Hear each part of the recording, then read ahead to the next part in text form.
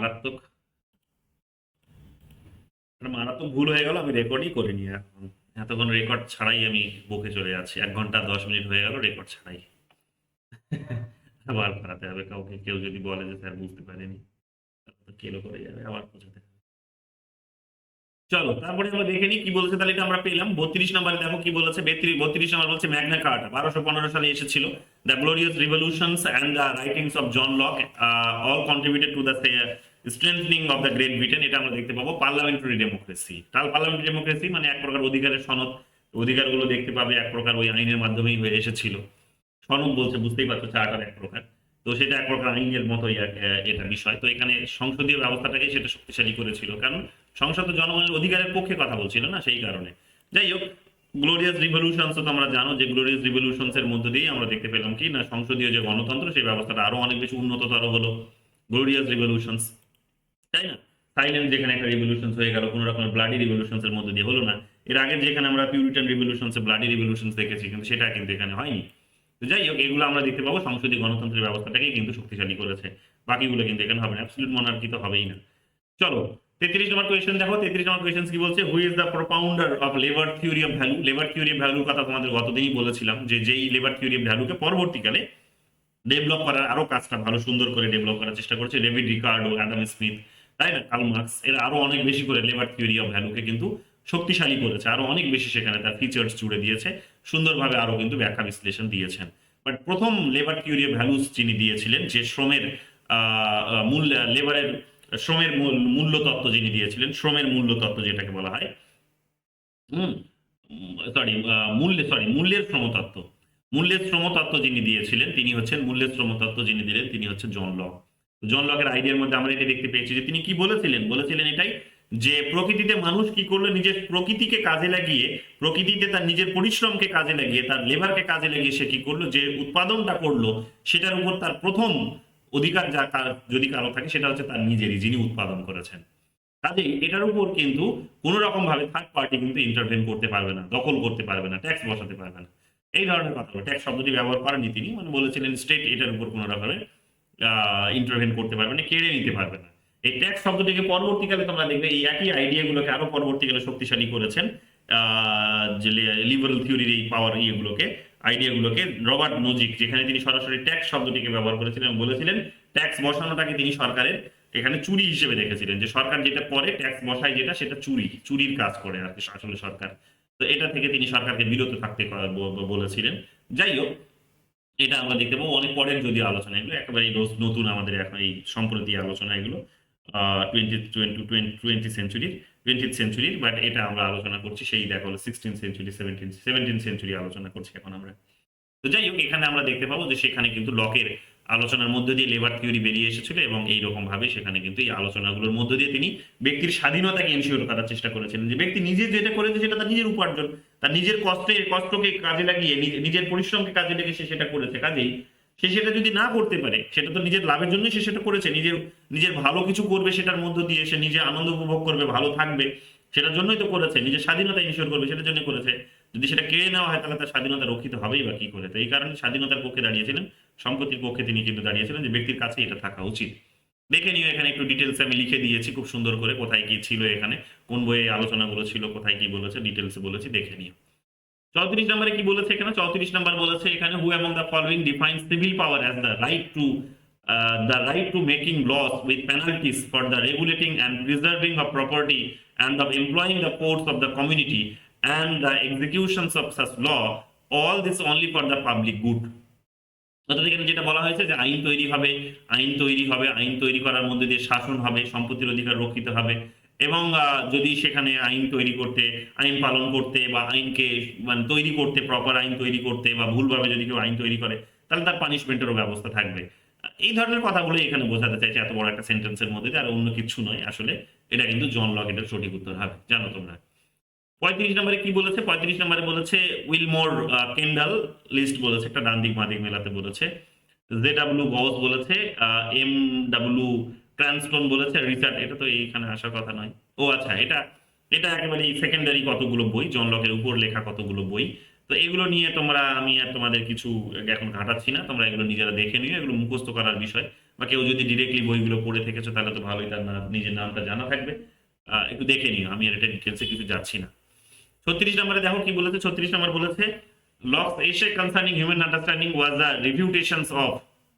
তো হবসের লিভিয়াথানের একটা রিফিউটেশন ছিল, যেটা তোমাদের বলছিলাম যে এসে কনসার্নিং হিউম্যান আন্ডারস্ট্যান্ডিং এ তিনি কি করেছেন, এসে কনসার্নিং হিউম্যান আন্ডারস্ট্যান্ডিং এ তিনি লকসের যে লিভিয়াথান আছে সেই লিভিয়াথানেরই রিফিউটেশনস করেছেন।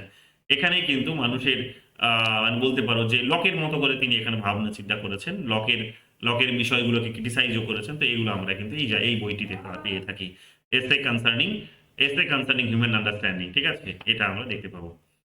37 নম্বরে কি বলেছে? 37 নাম্বার বলেছে, এখানে দেখে নাও। 37 নম্বর বলছে locks view on state of nature is, locks view on state of nature is, যে প্রকৃতির রাজ্য বলতে লক কি বুঝিয়েছেন? তো এখানে প্রি পলিটিক্যাল বুঝিয়েছেন। প্রকৃতির রাজ্যকে তিনি প্রি পলিটিক্যাল হিসেবে দেখেছেন। প্রি পলিটিক্যাল মানে রাজনীতি তৈরি হওয়ার পূর্বের যে অবস্থাটা মোটামুটি ভাবে, যে মানুষের মধ্যে একটা সচেতনতা গড়ে উঠেছিল, মানুষ এখানে ছিল, এই অবস্থাটা একটা বলতে পারো প্রি পলিটিক্যাল। 38 নম্বর কি বলেছে দেখো, for lock which of the following is not true in case of social contract. Social contract সম্পর্কে লকে কোনটা ঠিক নয়? নট ট্রু বলেছে, ভালো করে ধ্যান দেবে, নট ট্রু। তো কন্ট্রাক্ট এখানে বলেছে contract to which is generation must not consent বলেছে। লক তো বলেছিলেন না সম্মতি দেবে বলেছিলেন, নট তো বলেননি, সম্মতি দেবে বলেছে, এটা মাস্ট নট কনসেন্ট তো বলেনি, নট নয়। তিনি বলেছিলেন সম্মতি দেবে, তাই না, সম্মতি দেবে। সম্মতি এখন সারা বিরোধিতা করবে সেটা আলাদা ব্যাপার, কিন্তু তিনি তো বলেছিলেন যে ফিউচার প্রজন্ম যারা আসবে তারাও কিন্তু তারা কি করবে না, তাদের সোশ্যাল কন্ট্রাক্টে তারা সম্মতি দিতে বাধ্য। তো নট তো নয়, এটা মাস্ট কনসেন্ট হবে, নট তো হবে না। কিন্তু নট লাগিয়ে দিয়ে এখানে আমরা কি দেখতে পাচ্ছি, যেটাকে ভুল। বাকি তিনটে ঠিক হবে কেন, দেখে নাও কি বলেছে। Contract once made is irrevocable. কেন ইররিভোকেবল? মানে এটা তুমি একবার কন্ট্রাক্টটা তৈরি করে নিয়েছো, মানে তুমি এটাকে বাতিল করতে পারবে না। দেখলাম আমরা কি বললেন, উদাহরণ লজিক কি দিলেন, এবং তিনজন থিঙ্কার্সই এই লজিকটাই দিয়েছেন। কি লজিক দিয়েছেন? তিনি বলছেন যে কন্ট্রাক্ট তুমি তৈরি করেছিলে এই কারণেই যে প্রকৃতির রাজ্যে তুমি ভালো ছিলে না বলে, প্রকৃতির রাজ্যে তোমার অধিকারগুলো সুনিশ্চিত হচ্ছে না বলে, তুমি সেলফ প্রিজার্ভেশন তোমার হচ্ছে না বলে, অর্থাৎ লিবার্টি তোমার নেই, রাইটস তোমার, জীবনের স্বাধীনতা নেই, সম্পত্তির স্বাধীনতা তোমার নেই, সেখানে তোমার স্বাধীনতা তোমার নেই। তো স্বাভাবিকভাবেই এখন কথাটা হচ্ছে যে সেই কারণেই তো তুমি কন্ট্রাক্ট করলে। এবার কন্ট্রাক্ট করে যদি তুমি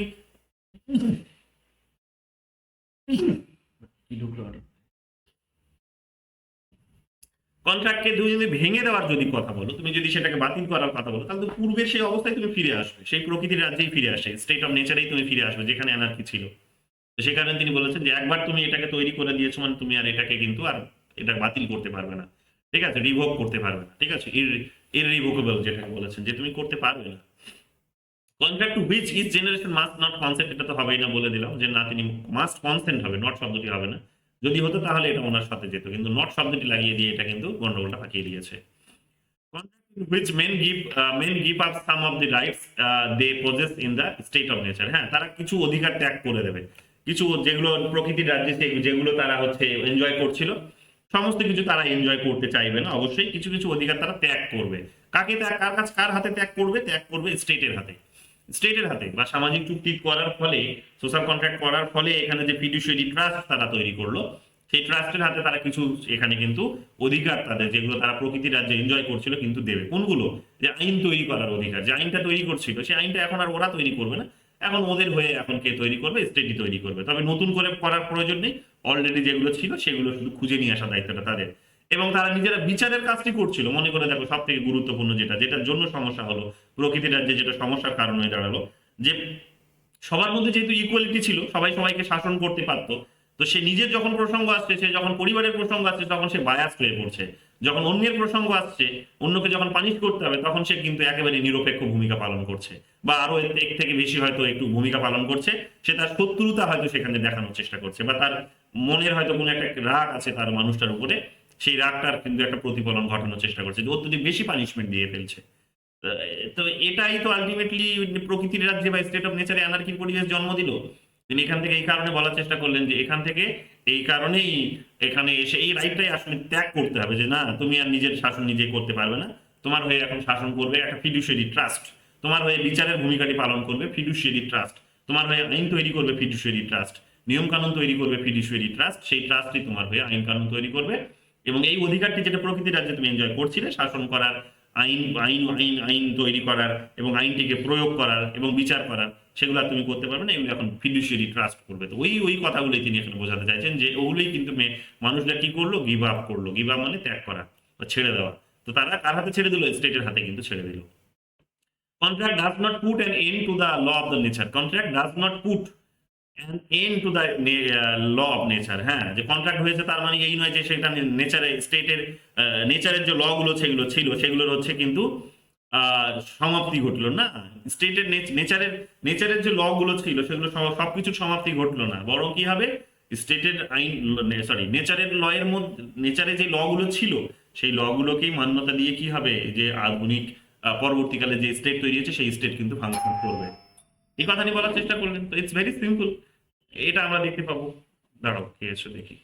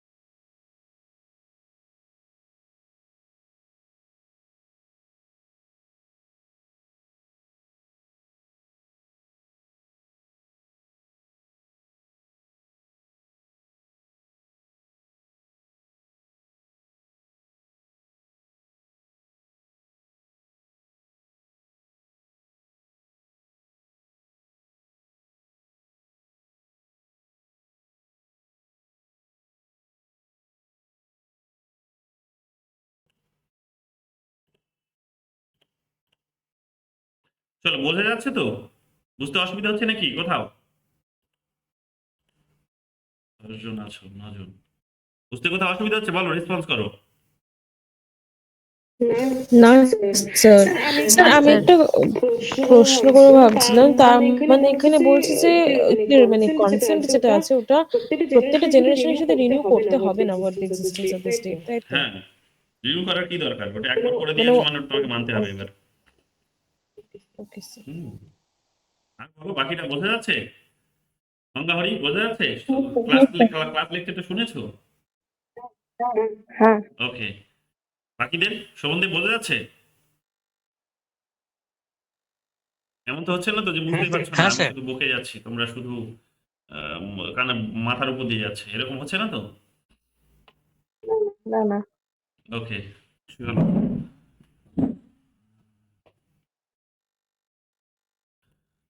চলো এখানে আলোচনা করি আমরা তারপরে। For lock which of the following is not true in case of social contract. তো এটা তো আমরা আলোচনা করেই নিলাম যে প্রকৃতির রাজ্যেই যেহেতু স্টেট অফ নেচারে যেহেতু কতগুলো ল ছিল, তো সেই ল গুলোকে মেনেই এখন কি করবে না, এখন এখানে যে এগ্রিমেন্ট যেটা হলো যে এখানে সোসাইটি তৈরি হলো, ফিডুশিয়ারি ট্রাস্ট হলো, সেই ফিডুশিয়ারি ট্রাস্ট কি করবে, আইন তৈরি করবে। তো কাজে এখানে ন্যাচারাল ল এর যে সমাপ্তি ঘটে গেল তা কিন্তু নয়, ওই আইনগুলো আবার কিন্তু এখানে ফিরে আসবে। তো ওটাই বলছে যে সমাপ্তি কিন্তু এখনো তাদের হলো না, এবং ওই ল গুলো এক প্রকার যে রাইটস গুলো, যেগুলো ল অনুসারে যে রাইটস গুলো এনজয় করছিল, বিশেষ করে 3টে রাইটস এর কথা বলছে বারবার, তো সেই রাইটস গুলো যেহেতু এখানে আছে, তো কাজেই সেগুলো সমাপ্তি কি করে হবে? ল অফ নেচার কিন্তু কোনো সমাপ্তি ঘটলো না। 39 কি বলেছে? 39 বলছে এখানে দেখো, 39 বলেছে যে অ্যাসোসিয়েশন রিজন বলেছে এখানে, for Locke labour is the source of justifications of property. হ্যাঁ, যে যেহেতু মানুষের মধ্যে এই যে মানুষ যে সম্পত্তিটা উপভোগ করছে, সেই সম্পত্তির মধ্যে যেহেতু তার নিজের পরিশ্রম জড়িয়ে আছে, তো সেই পরিশ্রমকে দিয়েই তিনি এখানে সম্পত্তি ধারণাটিকে জাস্টিফাই করার চেষ্টা করলেন, এটা আমরা দেখেছি। রিজন কি বলছে? রিজন বলছে it's function is to turn the earth into consumable goods. It's function is to turn the earth into consumable goods. এইরকম ভাবে আমরা কি দেখতে পাচ্ছি যে তিনি মানে মানে গোটা বিশ্বকে এখানে বা পৃথিবীকে বলতে পারো একটা কনজিউমেবল গুডস এ পরিণত করার চেষ্টা করেন। মানে আমরা এটাও দেখেছি যে তিনি সম্পত্তির ধারণা দিলেন, তারপরে সেই সম্পত্তির ধারণার মধ্য দিয়ে আমরা বলতে শুনতে পাই, তাকে এটাও বলতে শুনলাম যে সম্পত্তি যত চাই মানুষ, মানে তার যতটা ক্ষমতা সে সেখানে সম্পত্তি অর্জন করবে এবং ভোগও করবে সে সম্পত্তিকে, এবং সে সম্পত্তি অর্জন করতে পারে, এটাকে জাস্টিফাই করলেন এইরকম ভাবেই যে যেহেতু মুদ্রা ব্যবস্থা চালু হয়ে গেছে, কাজে এখন যত মানে তার লিমিটলেস, মানে তার যতটা ক্ষমতা ততটা সে সম্পত্তি অর্জন করতে পারে, এখানে কোনো বাধা থাকছে না। মুদ্রা ব্যবস্থার মধ্য দিয়ে এখন কি করা যেতে পারে, সঠিকভাবে আদান প্রদান করা যেতে পারে, কেনা বেচা করা যেতে পারে। তো এই রকম ভাবে কি করতে পারে, তো সম্পত্তিটাকে বৃদ্ধি করতে পারে। তো এটা ঠিক। তো এখানে আমরা দেখতে পাবো যে এখানে এই কারণে সঠিক উত্তর হয়ে যাবে।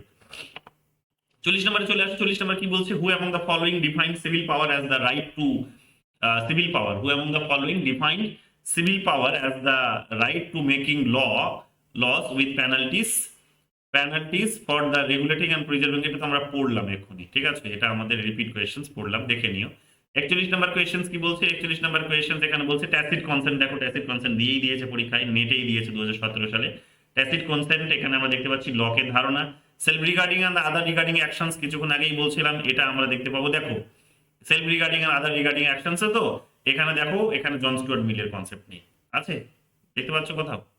জন স্টুয়ার্ট মিলের নামই নেই এখানে। এই কারণে তোমাদের আমি ওই দিন বলছিলাম যে সেলফ রিগার্ডিং আর আদার রিগার্ডিং অ্যাসপেক্ট মানে সবসময় ভাববে না যে জন স্টুয়ার্ট মিলই দিয়েছে শুধু, এটা বেনথামেরও আইডিয়ার মধ্যে কিন্তু এটা আসে। বেনথামই শুরুটা করেছিলেন, জন লক সেটাকে এগিয়ে নিয়ে গেলেন। জন লক শুধুমাত্র সেখানে কোয়ালিটিটাকে এস্টাবলিশ করার চেষ্টা করলেন, যে কোয়ালিটির মধ্য দিয়ে তিনি একটা কোয়ালিটি এস্টাবলিশ করলেন, দ্বিতীয় হচ্ছে তিনি এখানে মাইনরিটিদের পক্ষে দাঁড়ালেন, অর্থাৎ প্রত্যেকটা ইন্ডিভিজুয়ালস এর পক্ষে তিনি দাঁড়ালেন বলতে পারো।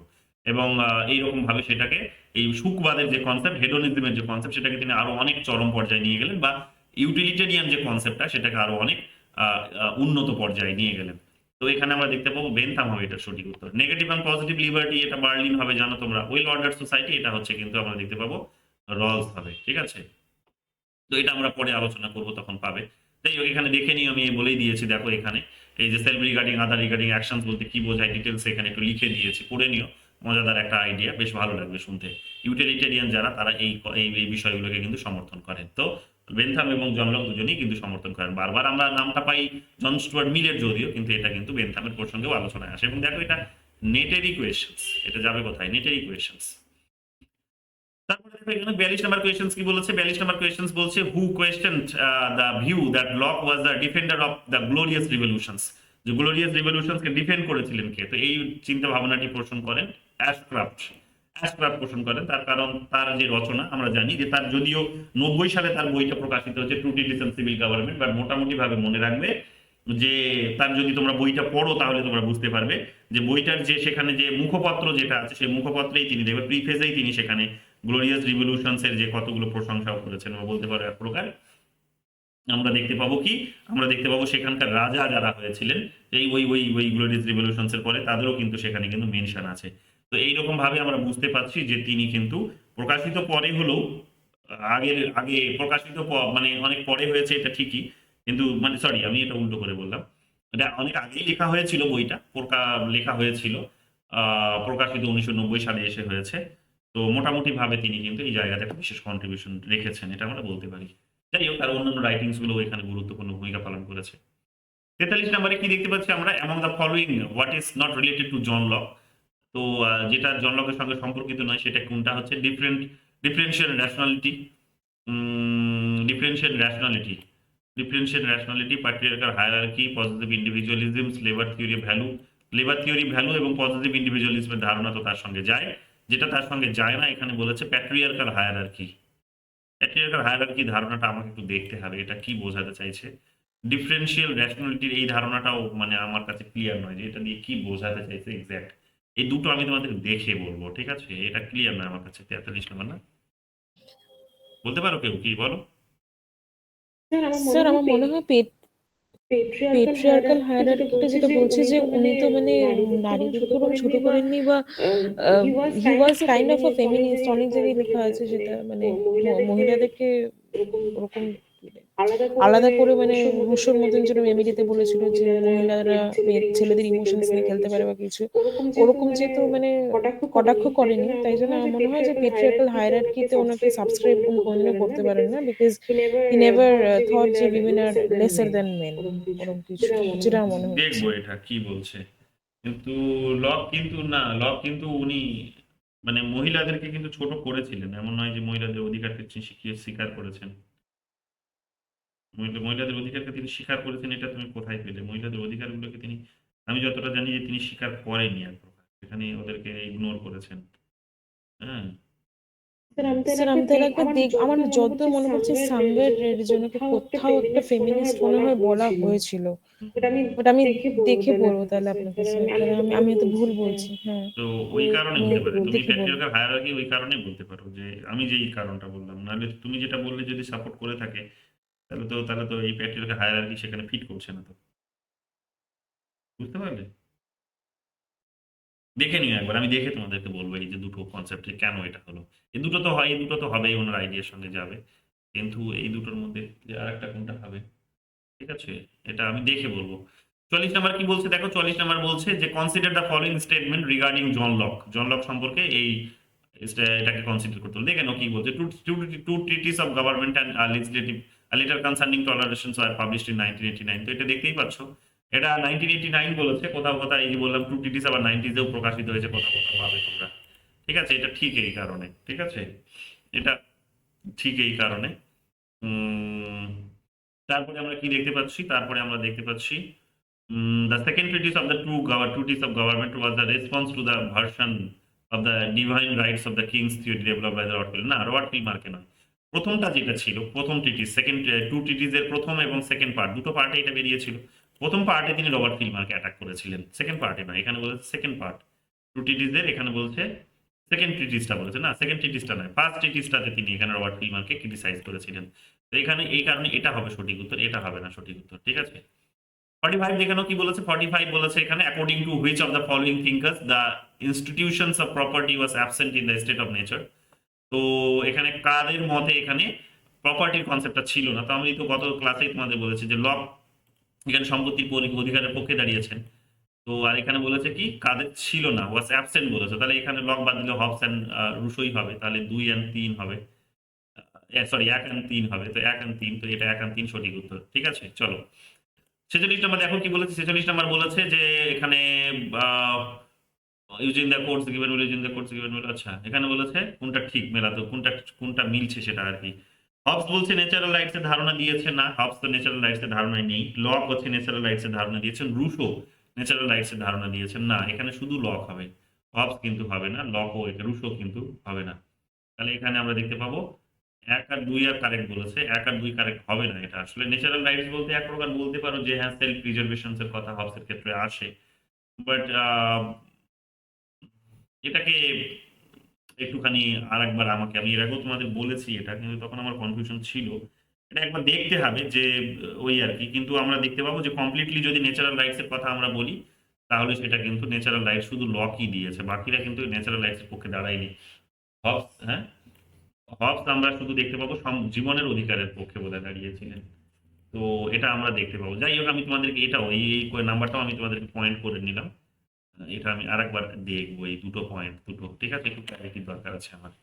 তো এটা তো হবেই, বাকি দুটোকে আমি ছেড়ে রাখছি। এটা ভুলও হতে পারে, মহারাষ্ট্রের কোয়েশ্চেন্সে এসেছে। 47 নাম্বার কি বলছে দেখো, 47 নাম্বার বলছে James one, Hobbes, Locke, Rousseau. আলোচনা করেছি এটা আমরা। হবস এখানে আমাদের কোনটা হবে? হবস আমাদের এখানে হয়ে যাবে লিভিয়াথান। লক হবে আমাদের এখানে সিভিল গভর্নমেন্ট। রুশো হবে আমাদের এখানে কোনটা? রুশো হবে সোশ্যাল কন্ট্রাক্ট। আর জেমস ওয়ান এখানে হয়ে যাবে দ্য ল অফ ফ্রি। এটা আমরা চর্চা করেছি এর আগেও। 48 নম্বরে চলে আসো। 48 নম্বর কি বলেছে? Which is the supreme authority according to law. লকের মধ্যে কোনটা সুপ্রিম অথরিটি? তো লেজিসলেচারকে তিনি সুপ্রিম অথরিটি দিয়েছিলেন। ফিডুশিয়ারি ট্রাস্টকে তিনি জেনারেলি ডেভেলপ করলেন, এবং এই যে ফিডুশিয়ারি ট্রাস্ট বলতে তিনি লেজিসলেচারকে সুপ্রিম বললেন, এবং লেজিসলেচারের আন্ডারে তিনি এক্সিকিউটিভকে ফেলে দিলেন। আর ফেডারেটিভ বলতে তো তোমাদের বললাম যে যেটা ফরেন অ্যাফেয়ার্সকে বুঝিয়েছে। তো সবকিছুর মধ্যে তিনি লেজিসলেচারকে বেশি প্রায়োরিটি দিয়েছেন, শক্তিশালী অর্গান হিসেবে তিনি মেনে নিয়েছেন। ঠিক আছে, এটা আমরা দেখতে পাবো। তো সঠিক উত্তরটি এই কারণে লেজিসলেটিভ হয়ে যাবে। 49 নম্বর কোয়েশ্চেন দেখো, 49 নম্বর কি বলছে? Who is known as the father of liberal political philosophy. তো father of liberal political philosophy এখানে জন লক হবে। তোমাদের কিছুক্ষণ আগেই বলছিলাম যে তাকে উদারবাদের জনকও বলা হয়। উদারবাদের জনক কেন? তার কারণ তিনি প্রথম ব্যক্তির কোনো অধিকারগুলোকে কোনো একজন কোনো থিঙ্কার এসে সমর্থন করলেন, সাপোর্ট করলেন লজিক প্রয়োগ করে, বা এম্পিরিক্যাল একটা একটা একটা মেথড প্রয়োগ করে। তো এই কারণে স্বাভাবিক আমরা দেখতে পাচ্ছি যে সেখানে ব্যক্তির স্বাধীনতাকে বাড়ানোর জন্য তিনি কিন্তু ব্যক্তির কতগুলো অধিকারকে মেনে নিয়েছিলেন, এবং সরকার যার মধ্য দিয়ে আসলে ব্যক্তির ক্ষমতার নিয়ন্ত্রিত হয়ে পড়ে, রেস্ট্রিক্ট হয়ে পড়ে, লিমিটেড হয়ে পড়ে, তাকেই বরং উল্টে তিনি কি করলেন? লিমিটেড করে দিলেন। তার ক্ষমতাটিকে লিমিটেড করে দিলেন, তার পাওয়ারটিকে লিমিটেড করে দিলেন। তো এই কারণে ওনাকে কিন্তু স্বাধীনতার কিন্তু জনক বলা হয়। তিনিই প্রথমে এই জিনিসটা করেছিলেন। এটা আমরা দেখতে পাবো। 51 নম্বর কি বলেছেন? 51 নম্বর বলেছে এখানে যে the Lockean concept of social contract contributed to the classical theory of democracy. Which of the following statement is not democratic according to Locke? লকের কোন এটা কোনটা কোন স্টেটমেন্টটা ডেমোক্রেটিক নয়? তাকে কি বলা হয়? ক্লাসিক্যাল থিওরি অফ ডেমোক্রেসির তাকে একজন অবদানকারী বলা হয়। দেখে নাও কি বলেছে। The basis of political power was the consent of the people. The basis of political power was the consent of the people. তো এটা তো ঠিক। ক্ষমতার যে উৎস যেটা বা ভিত্তি যেটা, সেই ভিত্তিটা কোথা থেকে? জনগণের কাছ থেকে আসবে। এই যে লেজিসলেচার যে ল তৈরি করবে, কার কথা মতো ল তৈরি করবে? জনগণের কথা মতো ল তৈরি করবে। তো এটা তো ঠিক আমরা দেখতে পাচ্ছি যে তিনি এটা বলেছিলেন আসলে, কিন্তু এখানে যেহেতু নটটা খুঁজতে বলেছে যে কোনটা তিনি বলেননি, তো এখানে সঠিক উত্তর এটা হবে না, অন্য কোনোটা হবে যেটা উনি বলেননি। তো দেখো কি বলছে? পিপল আর রিয়েল সুভারেন। তো এটাও ঠিক হবে। পিপল আর রিয়েল সুভারেন, রিয়েল বলো বা অ্যাকচুয়াল বলো, যাই বলো। তো এখানে আমরা দেখতে পাবো এটাই কিন্তু, এটা তো দুটোই হবে। ওনার বক্তব্য ছিল constitutional but absolute government. Constitutional but absolute government, এটা তো তিনি বলেননি। Constitutional but absolute government, constitutional হবে আবার অ্যাবসলিউট হবে, দুটো হবে না। তিনি বলেছিলেন কনস্টিটিউশনাল হবে কিন্তু অ্যাবসলিউট হবে না। কনস্টিটিউশনাল হলে অ্যাবসলিউট আর কি করে হয়? কনস্টিটিউশনাল মানেই তোমাকে নিয়ম তৈরি করে দেওয়া হচ্ছে, সেই নিয়ম মেনে কাজ করতে হবে। তাহলে তুমি অ্যাবসলিউট কি করে হলে? চূড়ান্ত কি করে হলে? তুমি তো নিজের স্বাধীন মতো কাজ করার ক্ষমতা নেই, তোমাকে তো নিয়ম মেনে করতে হবে, তোমাকে আইন মেনে করতে হবে, সংবিধান মেনে করতে হবে। তো এটা কিন্তু ওনার হবে না আইডিয়াটা। Government not protector of individuals right. Government not protector of individuals right, না এটাও তো নয়। গভর্নমেন্টই তো প্রোটেক্টর হবে, গভর্নমেন্টই তো প্রোটেক্টর হবে। না না, সরি, এটা এটা ঠিক হবে। কনস্টিটিউশনাল বাট অ্যাবসলিউট গভর্নমেন্ট, কনস্টিটিউশনালও হবে আবার অ্যাবসলিউটও হবে, কিন্তু কথাটা হচ্ছে কি, এই দুটোই হবে আসলে ভুল, দুটোই ভুল হবে। কনস্টিটিউশনাল মনার্কি থাকবে, কিন্তু মনার্কির কি বলেছিলেন তিনি? বা এক্সিকিউটিভ থাকবে, এক্সিকিউটিভের কি থাকবে? তিনি বলেছিলেন এক্সিকিউটিভের লিমিটেড ক্ষমতা থাকবে। আইন যেটা তৈরি করে দেবে সেই আইন মেনেই তাকে শাসন করতে হবে, তার বেশি তার কোনো ক্ষমতা নেই। এটা তো তিনি বলেছিলেন। তো কাজেই অ্যাবসলিউট শব্দটি প্রয়োগ করার মধ্যে দিয়ে এখানে কিন্তু এটাকে মিথ্যে প্রমাণ করেছে। এখানে সঠিক উত্তর হবে সি এন্ড ডি, দুটোই হবে। এটা মহারাষ্ট্রে এসেছে, 2023 সালে এসেছে, কিন্তু এটা ভুল হবে, এটা দুটোই হবে, এটা দুটোই ভুল, এটা ভুলভাল করেছে। Government not protector of individuals right, না, ইন্ডিভিজুয়াল রাইটের প্রোটেক্টরই তো তিনি। ইন্ডিভিজুয়াল তার নিজের কাছে সম্পত্তির অধিকার, স্বাধীনতার অধিকার, জীবনের অধিকার নিজের হাতে রেখে দিল, এবং স্টেটকে বলা হলো, গভর্নমেন্ট বা স্টেটকে বলা হলো যে তারা এটা কি কি রক্ষা করার কাজ করবে, প্রোটেক্ট করার চেষ্টা করবে, কাজ করবে। তো নট তো হবে না, এটা বরং নটটা বাদ দিলে ঠিক হতো। তো এখানে এই কারণে সি এবং ডি সঠিক হওয়া উচিত, সি এবং ডি সঠিক হওয়া উচিত। আমি এটা নোট করে নিচ্ছি, এটাও কারেক্ট করে দেবো 50 নাম্বার। ঠিক আছে, এটা 50 নাম্বারটা, এটাও কিন্তু ভুল, এটা আমাদেরকে কিন্তু একটু কারেক্ট করে নিতে হবে। 51 নম্বর কি বলেছে দেখো, 51 নম্বর বলেছে যে who argued that life, liberty and property are inalienable right of man. তো লাইফ, লিবার্টি, প্রপার্টির কনসেপ্ট যে এখানে মানুষের কাছ থেকে কেড়ে নেওয়া যায় না, এখানে ছিন্ন করা যায় না, ইনএলিয়েনেবল বলেছে, সেপারেট করা যায় না, বা বলতে পারে তার কাছ থেকে বিচ্ছিন্ন করা যায় না। তো বিচ্ছিন্ন করা যাবে না এই কথাটি কে বলেছে? বিচ্ছিন্ন করা যাবে না, লক বলেছে। এটা 2019 সালে এসেছে। 12 নম্বর কোয়েশ্চেন দেখো, 12 নম্বর কোয়েশ্চেন কি বলেছে, for which one of the following principles law has been criticised for not explaining adequately. প্রথমেই ছিল এটা কনসেন্টের ধারণা, কনসেন্ট তিনি প্রপার আর্গুমেন্ট দেননি। The concept of natural rights is associated with the name of the concept of natural rights. So natural rights জন লকের সঙ্গে যায়, এদের কারোর সঙ্গে যাবে না, ঠিক আছে, এখানে এদের কারোর সঙ্গে যাবে না, ন্যাচারাল রাইটস এর ধারণা জন লকই দিয়েছেন। 54 নম্বরে আমরা দেখতে পাচ্ছি কি যে বলছে John Locke was a great supporter of, John Locke was a great supporter of constitutional monarchy, তিনি সমর্থক ছিলেন কনস্টিটিউশনাল মোনার্কি, যে তিনি রাজতন্ত্র চাইছেন, অন্যদিকে আবার সংবিধান চাইছেন, অর্থাৎ সংবিধানের নিয়ম কানুন লেখা থাকবে, সেই নিয়ম কানুন মেনেই সরকারকে রাজাকে শাসন করতে হবে, তিনি যা খুশি তাই করতে পারবেন, অর্থাৎ অ্যাবসলিউট ক্ষমতাটা তিনি যেটা এনজয় করছিলেন সেই ক্ষমতাটা আর এনজয় করতে পারবেন না, অ্যাবসলিউট পাওয়ারটা তিনি আর এনজয় করতে পারবেন না। তো এটা হয়ে যাবে কি কনস্টিটিউশনাল মোনার্কি, কনস্টিটিউশনাল মোনার্কি। 55 কি বলেছে, 55 বলেছে এখানে দেখো, who among the following theorist is credited with the origin of the modern conception of identity and self. তো modern conception of identity and সেলফের ধারণা যিনি দিয়েছেন তিনি হচ্ছেন Locke. Identity and self, identity কি না, ব্যক্তির পরিচয় কি, ব্যক্তির পরিচয় হচ্ছে তার সম্পত্তির মধ্য দিয়ে, ব্যক্তির পরিচয় তার স্বাধীনতার মধ্যে দিয়ে, তার জীবনের মধ্য দিয়ে, ঠিক আছে, এবং এবং তার নিজের মানে আইডেন্টিটি ওটাই তার নিজের সেলফ বলতে সেটাই বোঝানো হচ্ছে। সেগুলো যদি ব্যক্তির কাছে না থাকে তাহলে ব্যক্তির আর ব্যক্তিত্ব বলে কিছু থাকে না, ব্যক্তির নিজের পার্সোনালিটি বলে কিছু থাকে না, আর তার সে নিজের জীবনটাকেই সে প্রিজার্ভ করতে পারছে না। তো এই মডার্ন কনসেপ্ট এখানে এই কারণে আমরা দেখতে পাবো জন লক হবে এটা সঠিক উত্তর, ঠিক আছে। 56 নম্বর কি বলেছে দেখো, 56 নম্বর বলেছে উইথ দা, এটা কত সালে এসেছে, কোন কোথাকার এসেছে, এটা কর্ণাটকে এসেছে। 56 নম্বর দেখো কি বলেছে, with the help of the following code give the proper sequence of different stages in lock social contract. তো সোশ্যাল কন্ট্রাক্টের যে স্টেজ গুলো তিনি দেখিয়েছিলেন যে কোন স্টেজে কি হচ্ছে সেগুলো সিকোয়েন্সে সাজাতে বলেছে। তো সবার প্রথমে তো এখানে বলেছেন তিনি যে প্রথমে স্টেট অফ নেচারের কথা বলেছেন, যে প্রকৃতির রাজ্য থাকবে একটা, সবার প্রথমে প্রকৃতির রাজ্য তো ছিল, সেই প্রকৃতির রাজ্যে মানুষ কি করেছে না, প্রকৃতির রাজ্যে সেখানে প্রকৃতির রাজ্য থেকে মানুষ প্রথমে বেরিয়ে এসে কি করলো, সোশ্যাল কন্ট্রাক্ট তৈরি করলো, তাই না।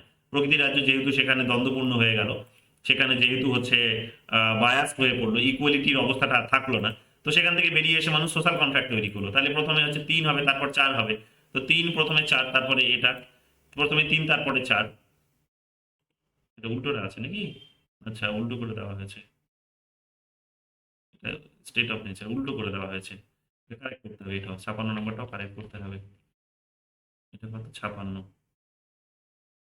প্রথমে তো এখানে স্টেট অফ নেচার হবে, তারপরে বলেছে সোশ্যাল কন্ট্রাক্ট হবে, সোশ্যাল কন্ট্রাক্ট করলো মানুষ সেখান থেকে বেরিয়ে এসে, তারপরে কি বলেছে, তারপরে বলেছে গভর্নমেন্টের ধারণা তিনি দিয়েছেন এখানে, সরি তারপরে সিভিল সোসাইটি বেরিয়ে এসেছে, এখানে 3 হলো, তারপর 4 হলো, তারপরে এটা হবে 1 সিভিল সোসাইটি। তারপরে তো মানুষ এখানে কি করলো, প্রথম এগ্রিমেন্টটা করে মানুষ সিভিল সোসাইটি তৈরি করলো, নাগরিক সমাজ তৈরি করলো, তারপরে সেকেন্ড এগ্রিমেন্ট করে মানুষ এখানে সরকার তৈরি করলো, সরকারের সঙ্গে চুক্তি করলো, অর্থাৎ ফিডুশিয়ারি ট্রাস্টের সঙ্গে এগ্রিমেন্ট করলো। তাহলে এখানে হয়ে যাবে কি স্টেট অফ নেচার প্রথমে, তারপরে সোশ্যাল কন্ট্রাক্ট, তারপরে হবে সিভিল সোসাইটি, প্রথম এগ্রিমেন্টে সিভিল সোসাইটি, সেকেন্ড এগ্রিমেন্টে ফিডুশিয়ারি ট্রাস্ট, যেটাকে বলি আমরা গভর্নমেন্টের ধারণা। তাহলে হয়ে যাবে 3 4 1 2, 3 4 1 2, এখানে সঠিক উত্তরটি হবে এখানে ডি, অপশন ডিটা সঠিক উত্তর হবে। এখানে ভুল করে হয়তো এটা চুজ করা হয়েছে, এটা আমি কারেক্ট করে দেবো 56 নম্বর কোয়েশ্চেনটা। 17 নম্বর কোয়েশ্চেন কি বলেছে, who said where there is no law there is no freedom, যে যেখানে কোনো আইন নেই সেখানে কোনো স্বাধীনতা নেই, এই কথাটি কে বলেছেন, যেখানে কোনো আইন নেই সেখানে কোনো স্বাধীনতা নেই, এই কথাটি বলেছেন জন লক। কেন, কারণ আইন মেনেই শাসন করতে হবে, আইনেরই শাসন প্রতিষ্ঠিত হবে, অ্যাবসলিউট ক্ষমতা এখানে প্রতিষ্ঠিত হবে না, এখানে যা খুশি তাই করা যাবে না, আইন মেনে কাজ করতে হবে। এবং এই আইনটা কে তৈরি করে দেবে, আইন তৈরি করবে জনগণের প্রতিনিধিরা, এবং জনগণের প্রতিনিধিরা জনগণের কথা মতোই আইন তৈরি করবে।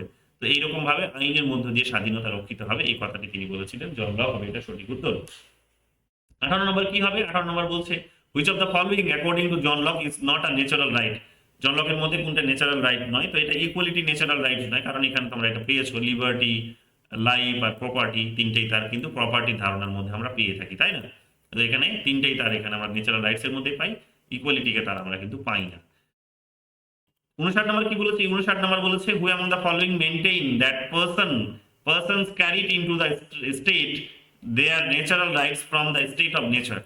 তো ওই ন্যাচারাল স্টেট থেকে কে ক্যারি আউট করেছে, বলে ক্যারি করেছে কোনটা, ন্যাচারাল রাইটস গুলোকে, এটা লকই বলেছে এই কথাটা, যে প্রথমে প্রকৃতিতে মানুষ কতগুলো অধিকার ভোগ করতো, তো সেই অধিকারগুলোই আবার সে বহন করে নিয়ে সে কি কন্ট্রাক্ট তৈরি করে যে স্টেট তৈরি করেছে সেই স্টেটের মধ্যেও সেগুলোকে এনজয় করার একটা চেষ্টা করলো, লকই বলেছে, এটা সাধারণ কথা। 60 নম্বর কি বলেছে, 60 নম্বর বলেছে constitutionalism is an ideal of identity with John Locke. John Locke was highly critical of non-democratic government. Constitutional is an idea of identified. Constitutionalism is an idea of is identified with John Locke. Sentence construct করে by হবে, with হবে না। Constitutionalism is an idea is identified by John Locke হবে, with লিখেছে এখানে, ঠিক আছে, বাচ্চা বাচ্চা সব ইংরেজি লেখে। তারপরে কি বলেছে, John Locke was highly critical of non democratic government, ঠিক আছে, John Locke was highly critical of non democratic government, John Locke was highly critical of non democratic government. এটা তো ঠিক আমরা দেখতে পাবো। এখানে আমরা কি দেখতে পাচ্ছি, এ ইজ কারেক্ট তো হবেই, এটা কারেক্ট হবে, সরি এ ইজ কারেক্ট এটা তো হবে যে তিনি এখানে কনস্টিটিউশনালিজমের আইডিয়া দিয়েছিলেন এক প্রকার। এইভাবে কনস্টিটিউশনসের মধ্য দিয়ে কি করতে হবে না, আমাদের কনস্টিটিউশনসের মধ্য দিয়ে দেশ শাসন করতে হবে, জনগণকে শাসন করতে হবে, আইনের মধ্য দিয়ে, নির্দিষ্ট নিয়মের মধ্য দিয়ে করতে হবে। তো এই আইডিয়াটা তিনি সবার সামনে নিয়ে আসলেন। কনস্টিটিউশনালিজম বলে তোমাদের একটা আলাদা চ্যাপ্টারই আছে, ইউনিট 4-এ আছে, কম্পারেটিভ পলিটিক্সে আছে, তো সেখানে পড়াবো এই আইডিয়াগুলো, এবং ডক্টর বি আর আম্বেদকর সেখানে বিশেষভাবে পড়ানো হবে, তোমাদের পড়াবো। যাই হোক, তো এই আইডিয়াটা তো তখন তো এখানে আমরা পেয়েই থাকি। কিন্তু লক কি বলছে, John Locke was highly critical of non democratic government. Non democratic গভর্নমেন্টের আইডিয়া তিনি সমালোচনা করেছেন, এটা বিশেষভাবে আমরা পাই না, মানে ডিরেক্টলি পাই না, বাট বলতেই পারো এটা এখানে অফিসিয়াল আনসার ওরা নিয়েছে, এখন এটাকে রিজনসটাকে বলছে ফলস। বাট সরাসরি আমরা তো উল্লেখ না পেলেও আমরা তো দেখছি যে তিনি তো নন ডেমোক্রেটিক গভর্নমেন্টের সমালোচনাই করছেন, এক প্রকার এই সুভারেন পাওয়ারকে তিনি ক্রিটিসাইজ করছেন। তার কারণ দেখেন, সুভারেন তো গণতন্ত্র, ডেমোক্রেটিক নয়। সুভারেন পাওয়ার অর্থাৎ রাজার ক্ষমতাটাকে তিনি চ্যালেঞ্জ করেছেন, ক্রিটিসাইজ করেছেন, এই কারণেই তো করছেন। রবার্ট ফিলমারের দেওয়া যে ঐশ্বরিক তত্ত্বের মাধ্যমে রাজাকে যেখানে সুভারেন পাওয়ার দিয়ে দেওয়া হচ্ছে, এটাকে তিনি সমালোচনা করছেন এই কারণেই যে জনগণের সম্মতিতে রাজা কাজ করে না বলেই তো। তো স্বাভাবিকভাবে এটাও আমার মতে ঠিকই হওয়া উচিত, এটাকে ভুল কেন বলেছে আমি জানি না। তোমরা পরীক্ষায় আসলে এটাকে ঠিকই করে দিয়ে আসবে, তারপরে আর্গুমেন্ট দিয়ে নয় চ্যালেঞ্জ ফ্যালেঞ্জ করা যাবে, ঠিক আছে, এটা কিন্তু তোমরা সঠিকই বলে ধরবে। চলে আসছি, এটা আমি একটু কারেক্ট করে নেবো, দেখে নেবো আর একবার, শার্ট, ঠিক আছে। তারপরে এখানে চলে আসো, তারপরে কি বলেছে, স্যার তাহলে কি আর ইজ দ্য কারেক্ট এক্সপ্লেনেশন হবে? কি হবে, আর ইজ দ্য কারেক্ট হ্যাঁ এক্সপ্লেনেশন? এটাই হওয়া উচিত, এটাই হওয়া উচিত, এ নাম্বারটাই সঠিক হওয়া উচিত, এ নাম্বারটাই সঠিক হওয়া উচিত। আমি এটাকে কারেক্ট করে দেবো, কারণ এই ধরনের আরবির কথা এই সমস্ত, মানে এরা যায় মাতব্বরি করতে, কনসেপচুয়াল প্রশ্ন করতে, কিন্তু এদের নিজেদেরই যে কনসেপ্ট ক্লিয়ার নয় সেটা এরা বুঝিয়ে দেয়। যেমন দেখলে ওয়েস্ট বেঙ্গল সেটে করেছে, এবার 6-7টা প্রশ্ন ভুল দিয়েছে, টুকলি করেছে, টুকলিটাও করেছে এমন ভাবে যে এরা বোঝা যাচ্ছে যে এরা হচ্ছে টুকলিটাও ঠিক করে করেনি, হ্যাঁ, টুকলিটাও ঠিক করতে পারে না, চোরগুলো সব, হ্যাঁ। তো যাই হোক, জানোই তোমরা, আর কি বলবো তোমাদের, ভালো করে বুঝতে পারছো। তোমাদেরকে দেখাবো যে এইসব ভাইস চ্যান্সেলর ইউনিভার্সিটির একটা বাংলা বই বের করেছে, সামান্য নিজের মাতৃভাষায় বই বের করেছে, হাজার হাজার বানানো, বিরক্ত লেগে যাবে তোমার পড়তে গিয়ে। এবং সেগুলো আর লোক মানে মানে কি বলবো, যে বইয়ের মধ্যে সীমাবদ্ধ থাকলো না। কিছুদিন আগে একটা আন্দোলন করেছে, তোমরা একটু গুগল করলে পেয়ে যাবে, আমি নাম বলছি না। আন্দোলন করেছে, সেখানে ব্যানার পোস্টার ধরে আছে, ভাইস চ্যান্সেলরটা পোস্টার ধরে আছে, পোস্টার, সেই পোস্টারগুলোর বানান ভুল, যে লিখেছে যে স্লোগানগুলো, সেই স্লোগানগুলোতে বানানো একাধিক বানান ভুল। এগুলোকে চোর ছাড়া আর কি বলবে তুমি, পড়াশোনা করে না ঠিক করে, আবার আইডিয়ালিজম মানুষের কাছে এক্সপেক্ট করে।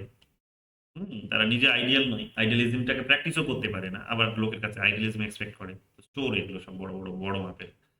যাই হোক, এখানে আমরা তারপরে দেখতে পাচ্ছি কি 61 নাম্বার কি বলছে, who regarded Locke's theory of the state as the manifestation of positive individualism. Who regarded Locke's theory of the state as the manifestation of positive individualism. এটা ম্যাকফারসন হবে, আমি হব পড়াতে গিয়েও বলেছিলাম। আমি পরে এটা নিয়ে তোমাদের আরো বেশি চর্চা করবো, ইন্ডিভিজুয়ালিজম যখন পড়াবো তোমাদের, আমি তোমাদের ইয়েতে রয়েছে লিবারালিজম পড়াতে গিয়ে আমি ইন্ডিভিজুয়ালিজম পড়াবো, তখন আমি তোমাদের এই আইডিয়াটাও কিন্তু সবার তখন আলোচনায় নিয়ে আসবো।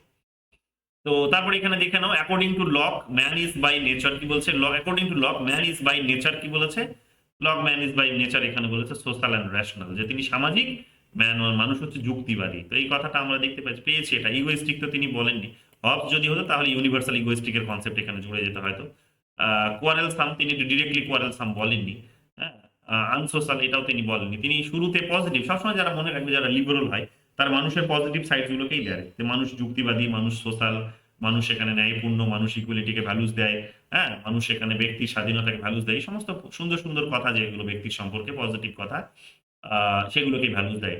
রিয়েলিজম পড়াতে গিয়ে আমি তোমাদের হিউম্যান নেচারের উপর পুরো একটা ক্লাস নিয়েছি 2 ঘন্টা 2.5 ঘন্টা ধরে, পুরো হিউম্যান নেচার, যে লিবারালরা কিরকম ভাবে হিউম্যান নেচারকে দেখে, সেখানে সেখানে রিয়েলিস্টরা কিভাবে দেখে, মার্কসিস্টরা কিভাবে দেখে, বা ক্রিটিক্যাল স্কুলস কিভাবে দেখে। তো হিউম্যান নেচার নিয়ে 3টে আলাদা আলাদা স্কুল, সেখানে কিভাবে তারা হিউম্যান নেচারকে আইডেন্টিফাই করে, সেগুলো আমি তোমাদের বলেছি। যদি না দেখে থাকো ক্লাসটা, রিয়েলিজমের আগের ক্লাস ছিল ওটা আমাদের, মানে রিয়েলিজম পড়াতে গিয়েই শুরুতে ওটাই করিয়েছিলাম। তো দেখে নিও একবার, খুব কাজে আসবে, অনেক থিওরি বুঝতে হেল্প হবে তোমাদের। 63 নাম্বার দেখো, 63 নাম্বার বলছে কি, who stated that democracy is based on a false assumptions of equality. তো এটা অ্যারিস্টটল বলেছিলেন, এটা ভুল করে এখানে ঢুকে গেছে, এটা ডেমোক্রেসিকে তিনি নিন্দা করেছিলেন, আমরা তো এটা চর্চা করেছি তখন পেয়েছিলাম, ভুল করে কোয়েশ্চেনটা এখানে ঢুকে গেছে। 63টাকে বের করতে হবে। 64 নাম্বার কি বলেছে, 64 নাম্বার বলেছে দেখো, according to John Locke the object of all human action is to, এটা এখানে বলেছে to subordinate pleasure for pain. না না, এটা উল্টোটা বলেছে। According to John Locke the object of human nature is to, উল্টোটা বলেছে, এটা সঠিক কি হবে? According to John Locke the object of all human nature is to, object মানে উদ্দেশ্য বলতে পারো, উদ্দেশ্য, হিউম্যান নেচারের উদ্দেশ্যটা কি? এখানে হচ্ছে টু কিপ প্লেজার, এটা হবে to subordinate pleasure for plain, এটা হবে to subordinate pleasure, to subordinate pain for pleasure, এটা হবে। ডি নাম্বারটা সঠিক উত্তর হবে 64। এখানে ভুল করে হয়তো চুজ হয়েছে, এটা কারেক্ট করে দেবো, 64 হবে এটা সঠিক উত্তর, ঠিক আছে।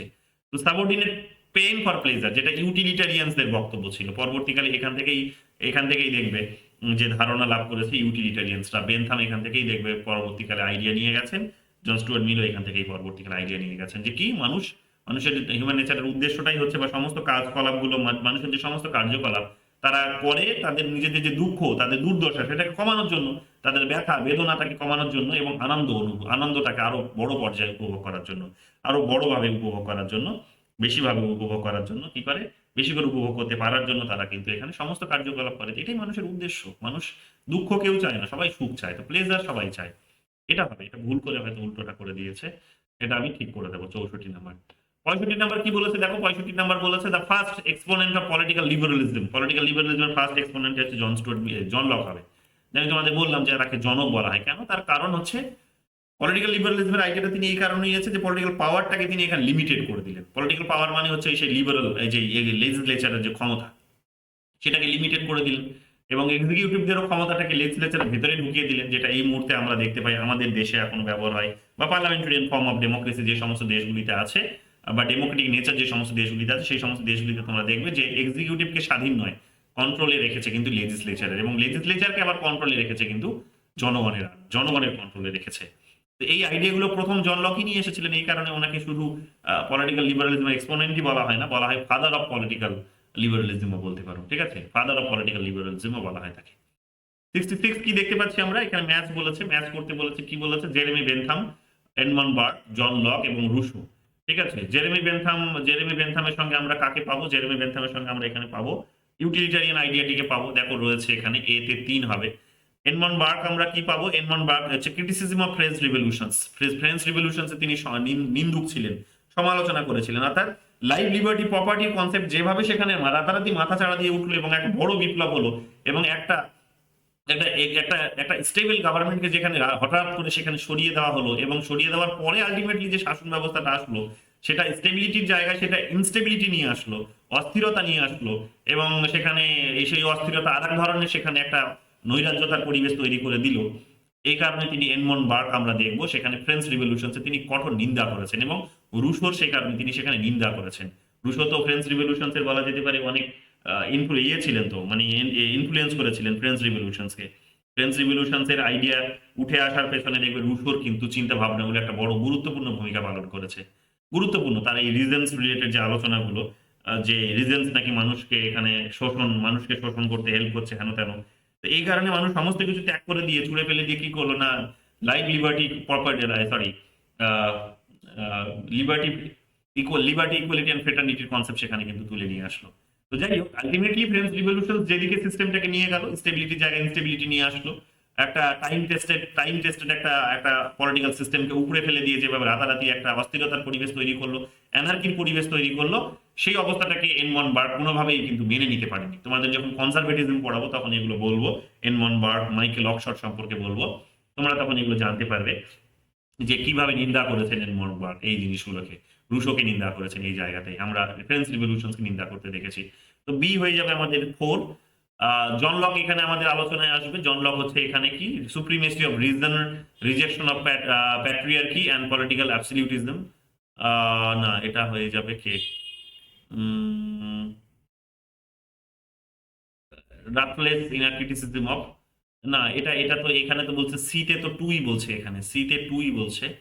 সিতে যদি টু বলে তাহলে এখানে এটা হচ্ছে, কিন্তু এখানে রুশোতে বলেছে ruthless in criticism of 18th century French society. হ্যাঁ, তিনি সেই সময়কার রুশো সেই সময়কার যে ফরাসি যে সমাজ সেই সমাজকে নিন্দা করেছিলেন এবং নিন্দা করেছিলেন বলেই তিনি সেটার পরিবর্তনের কথা তিনি তার আলোচনায় নিয়ে এসেছিলেন এবং সেখান থেকেই ফ্রেঞ্চ রিভলিউশনস কিন্তু উঠে আসলো। তো এটা তো হবে, ডি তো হবে, D1 হবে, কিন্তু সিটা নিয়ে এখানে এখানে বলেছে সুপ্রিমেসি অফ রিজন। হ্যাঁ, যুক্তিকে প্রাধান্য দিয়েছেন, ঠিক, এম্পিরিসিজমসকে তিনি ভ্যালুস দিয়েছেন। তারপরে রিজেকশনস অফ প্যাট্রিয়ার্কি, এটাতে একটু গন্ডগোল আছে, অ্যান্ড পলিটিক্যাল অ্যাবসলিউটিজম, রাজনৈতিক আইন একটু গন্ডগোল আছে। ডিতে 2 তাতে গন্ডগোল আছে। বলো কি বলছো? স্যার আমন আমি এখান থেকেই নিয়েছিলাম যে ওই পেট্রিয়ার্কিকে না, সাপোর্ট করে এটা এরকম গন্ডগোল কিছু। করেছে, গন্ডগোল করেছে, এটা গন্ডগোল করেছে, কেরালার কোয়েশ্চেন্স গন্ডগোল করেছে। এটা হবে না, এটা হবে না। পলিটিক্যাল অ্যাবসলিউটিজম তিনি কখন চাইলেন? পলিটিক্যাল অ্যাবসলিউটিজম চাইলে তো এক প্রকার তিনি আবার রাজারই ক্ষমতা এখানে ইয়ে হয়ে গেল। না স্যার, তার আগে লেখা আছে না rejection of patriarchy and political absolutism, and এর আগে তো কমা নেই, অ্যান্ড এর আগে কমা হলে ওটা পলিটিক্যাল অ্যাবসলিউশনটাকে আলাদাভাবে দেখা হ্যাঁ হতো। হ্যাঁ, সো না হি ঠিক is advocating rejection of patriarchy as well as ঠিক আছে, পলিটিক্যাল অ্যান্ড বলেছে, অ্যাবসলিউটিজম। ঠিক আছে, এটা বুঝতে পারছি, কিন্তু প্যাট্রিয়ার্কির এই ভাবনাটা আমাকে একটু দেখতে হবে। প্যাট্রিয়ার্কিকে রিজেক্ট করেছে, প্যাট্রিয়ার্কি রিজেক্ট করেছেন তিনি, কিন্তু আমি তো জানি মহিলাদের পক্ষে তিনি খুব একটা বেশি সমর্থন কিন্তু ছিল না তার। দেখবো, আমি একবার দেখে বলবো এই জায়গাটা। অর্থাৎ রিজনসটা, তার সুপ্রিমেসি অফ রিজনসটা এখানে আমরা নিতে পারি, আর রিজেকশন অফ পলিটিক্যাল অ্যাবসলিউটিজমটা নিতে পারি। প্যাট্রিয়ার্কি জায়গাটা আমার একটু সন্দেহ আছে, আমি একটু দেখে বলবো এটা তোমাদের, ঠিক আছে? আমি যেমন বললাম দেখে বলবো, এই জায়গাটা দেখেই বলবো।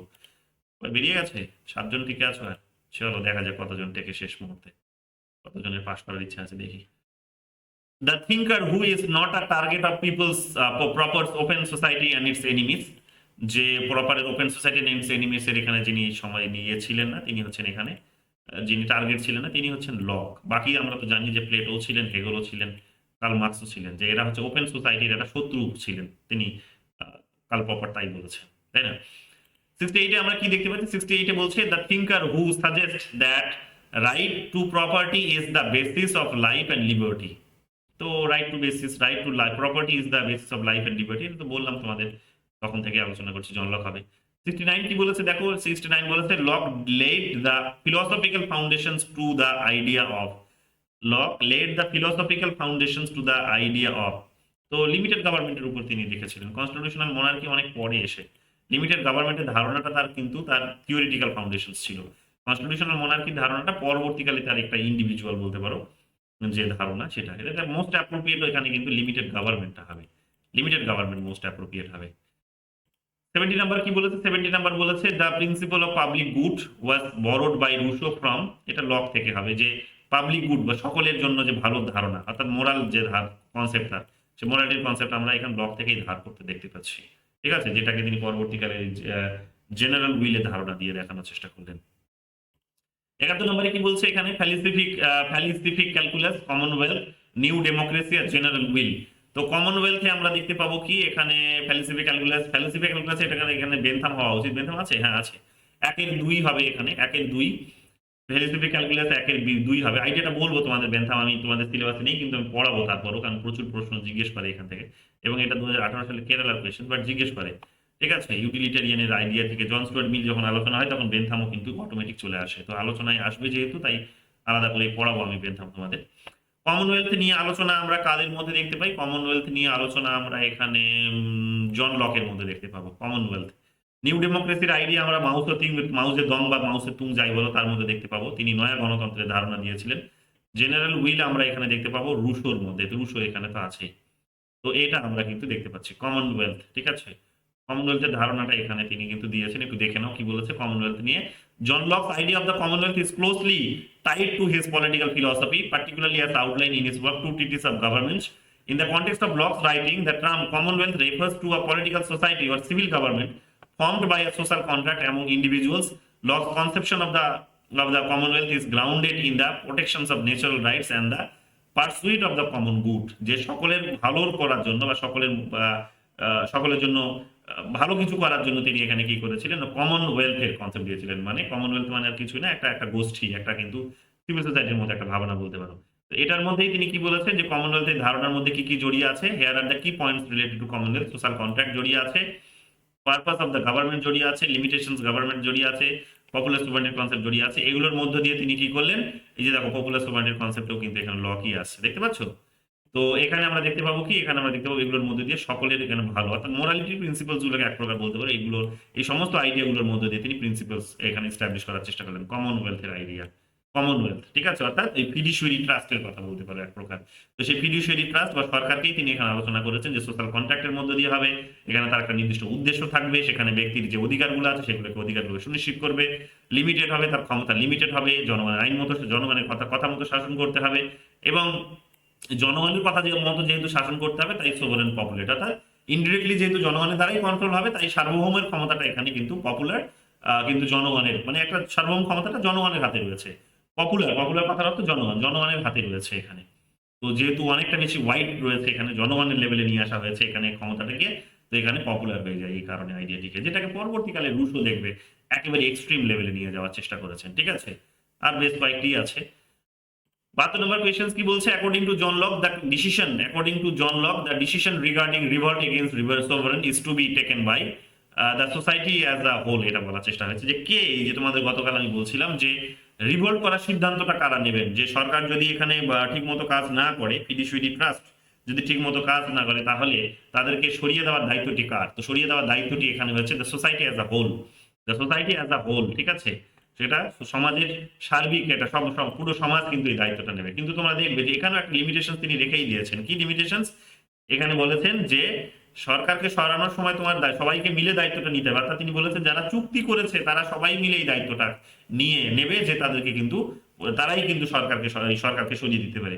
কিন্তু আমরা জানি যে চুক্তি হওয়ার পর যখন সরকার কাজ করতে শুরু করে, তখন সরকারের চেষ্টা এটাই থাকে যে জনগণের মধ্যে ডিভিশন তৈরি করা, বা জনগণ ডিভাইড হয়ে পড়ে, তারা আর এই একই রকম ভাবে সকলে যে সম্মতি থাকবে, কনসেনসাস থাকবে, বা কনকারেন্স বলা ভালো, কনকারেন্স থাকবে তা কিন্তু নয়, সর্বসম্মতি সেখানে কিন্তু থাকে না, কনকারেন্স যেটাকে বলা হয়।